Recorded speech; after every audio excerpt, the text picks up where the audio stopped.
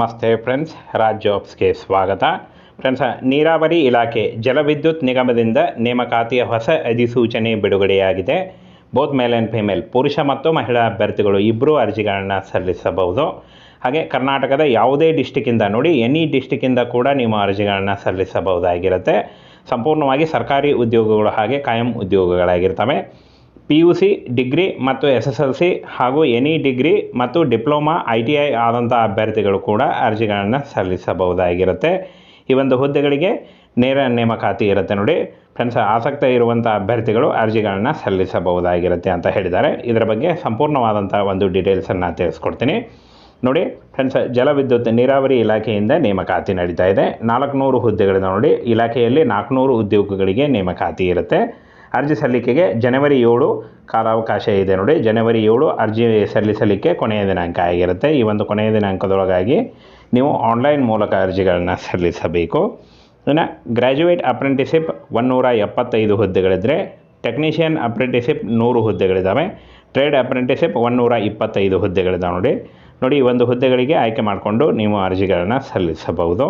ಇನ್ನು ಹುದ್ದೆವಾರು ವಿದ್ಯಾರ್ಹತೆಯನ್ನು ನೋಡೋದಾದರೆ, graduate apprenticeship BE, BTech, any degree ಕೇಳಿದ್ದಾರೆ ಹಾಗೂ MBA ಆದಂಥ ಅಭ್ಯರ್ಥಿಗಳು.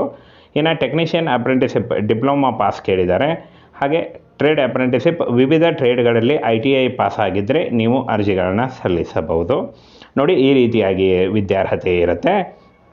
ಇನ್ನು ಪ್ರಮುಖ ದಿನಾಂಕಗಳನ್ನು ನೋಡೋದಾದರೆ, ಅರ್ಜಿ ಸಲ್ಲಿಕೆ ಆಲ್ರೆಡಿ ಶುರುವಾಗಿದೆ. ಅರ್ಜಿಗಳನ್ನು ಸಲ್ಲಿಸಬಹುದು. ಇನ್ನು ಅಪ್ಲೈ ಮಾಡಲಿಕ್ಕೆ 7/1/2024 ಅರ್ಜಿ ಸಲ್ಲಿಸಲಿಕ್ಕೆ ಕೊನೆಯ ದಿನಾಂಕ ಆಗಿರುತ್ತೆ. ಹಾಗೆ ಇನ್ನು ಸ್ಟೆಫೆಂಡ್ ವಿವರಗಳನ್ನು ನೋಡೋದಾದರೆ, ಟ್ರೈನಿಂಗ್ನಲ್ಲಿ ಗ್ರ್ಯಾಜುಯೇಟ್ ಅಪ್ರೆಂಟಿಸಿಪ್ಗೆ 10,000 ಪರ್ ಮಂತ್ ಇದ್ದರೆ, ಡಿಪ್ಲೊಮಾ ಟೆಕ್ನಿಷಿಯನ್ ಅಪ್ರೆಂಟಿಸಿಪ್ಗೆ 8,000 ಇರುತ್ತೆ. ಹಾಗೆ ITI ಅಪ್ರೆಂಟಿಸಿಪ್ಗೆ 7,000 ಇರುತ್ತೆ ನೋಡಿ. ಇದು ಟ್ರೈನಿಂಗ್ನಲ್ಲಿ ಇರುತ್ತೆ. ಟ್ರೈನಿಂಗ್ ಮುಗಿದ ನಂತರ ಇದು ಜಾಸ್ತಿ ಕೂಡ ಆಗ್ತಾ ಹೋಗುತ್ತೆ. ಹಾಗೆ ಪರ್ಮನೆಂಟ್ ಕೂಡ ಆಗುತ್ತೆ. ಈ ಒಂದು ಉದ್ಯೋಗಗಳು ಟ್ರೈನಿಂಗ್ ನಂತರ ಪರ್ಮನೆಂಟ್ ಕೂಡ ಆಗಿರುತ್ತೆ. ಆಯ್ಕೆ ಪ್ರಕ್ರಿಯೆ ಯಾವ ರೀತಿಯಾಗಿ ಇರುತ್ತೆ ಅಂತ ನೋಡೋದಾದರೆ, ಇಲ್ಲಿ ನೋಡಿ 10ನೇ ತರಗತಿ ಹಾಗೂ ITI, diploma, BE, BTech, MBA ಪದವಿಗಳಲ್ಲಿ ಗಳಿಸಿದ ಅಂಕಗಳನ್ನು ಪರಿಗಣಿಸಿ ಶಾರ್ಟ್ ಲಿಸ್ಟ್ ಮಾಡಲಾಗುತ್ತೆ.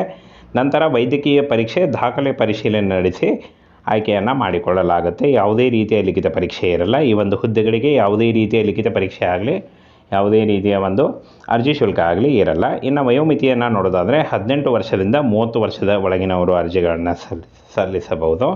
OBC ಅಭ್ಯರ್ಥಿಗಳಿಗೆ 3 ವರ್ಷ ಮತ್ತು SC/ST ಅಭ್ಯರ್ಥಿಗಳಿಗೆ 5 ವರ್ಷಗಳ ವಯೋಮಿತಿ ಸಡಿಲಿಕೆ ಕೂಡ ಇರುತ್ತೆ. ಆನ್ಲೈನ್ ಮೂಲಕ ಅಫಿಷಿಯಲ್ ವೆಬ್ಸೈಟ್ಗೆ ಹೋಗಿ ನೀವು ಅರ್ಜಿಗಳನ್ನು ಸಲ್ಲಿಸಬೇಕು. ಆನ್ಲೈನ್ ಮೂಲಕ ಅರ್ಜಿಗಳನ್ನು ಸಲ್ಲಿಸುವಾಗ ಲೈಟ್ ಬ್ಯಾಕ್ಗ್ರೌಂಡ್ ಇರುವಂಥ ಒಂದು ಫೋಟೋ ಬೇಕಾಗುತ್ತೆ. ಹಾಗೆ ನಿಮ್ಮ ಆಧಾರ್ ಕಾರ್ಡು ಮತ್ತು ನಿಮ್ಮ ಎಜುಕೇಷನಲ್ ಡಾಕ್ಯುಮೆಂಟ್ಸ್ಗಳನ್ನ ತೆಗೆದುಕೊಂಡು ಆನ್ಲೈನ್ ಮೂಲಕ ನೀವು ಅಫಿಷಿಯಲ್ ವೆಬ್ಸೈಟಿಗೆ ಹೋಗಿ ಅರ್ಜಿಗಳನ್ನು ಸಲ್ಲಿಸಬಹುದು.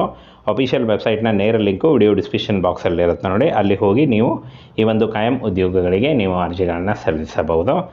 ಹಾಗೆ ಫ್ರೆಂಡ್ಸ್, ಇನ್ನು ಕರ್ನಾಟಕ ಸೇರಿ ಆಲ್ ಓವರ್ ಇಂಡಿಯಾದಲ್ಲಿ ಜಾಬ್ಸ್ ಇರುತ್ತೆ. ಸಂಪೂರ್ಣವಾಗಿ ಕೇಂದ್ರ ಸರ್ಕಾರಿ ಉದ್ಯೋಗಗಳು ಹಾಗೆ ಕಾಯಂ ಉದ್ಯೋಗಗಳಾಗಿರ್ತವೆ.